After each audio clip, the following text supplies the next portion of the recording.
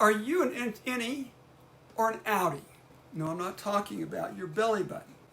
I'm talking about being an introvert or an extrovert. And the answer is, hi, I'm Randy Crownover. This is Life Matters. And in this episode, I'm talking about introversion and extroversion. And the answer to the question is, well, it depends on who you're talking to. The modern use of the terms introversion and extroversion are generally credited to the Swiss psychiatrist Carl Jung in about 1920. Jung related introversion and extroversion to the flow of psychic energy. Introverts gain their energy from engaging in their inner world of thoughts and ideas. Extroverts gain their energy from dealing with the external world, including other people. For Jung, introverts and extroverts are both good, and both directions of energy are necessary to live a balanced and effective life.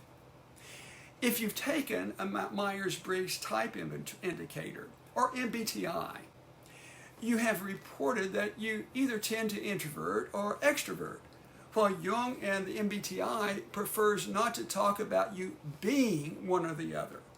They do tend to believe you prefer or rely on one strength more than the other, like you may depend on one hand more than the other. The truth is, the term extrovert has been around for a lot longer than Carl Jung and the Myers-Briggs. The concept goes back to ancient times. It's little wonder then that others have continued to explore the reality and the definitions. Today, many tend to focus on gregariousness, not energy, as a defining characteristic of introversion and extroversion. Among the tools that these interpreters utilize is an instrument called the Big Five. There is, however, an important difference in this understanding of extrovert and also introvert. When the lack of gregariousness or the tendency to enjoy being with others and having lots of acquaintances becomes what determines introversion, introverts become people who are suspect, maybe even neurotic, not acceptable. There's evidence to suggest introverts have more problems fitting in, including depression. However, given that the majority of people are likely extroverts and our cultural understandings of success are based on standards that fit extroverts, it's argued that the problems with introverts are actually set by the definitions, not introversion itself. So, back to the original question. Are you an Innie or an Outie? And what difference does that make to you? Well, I guess it depends on who you talk to.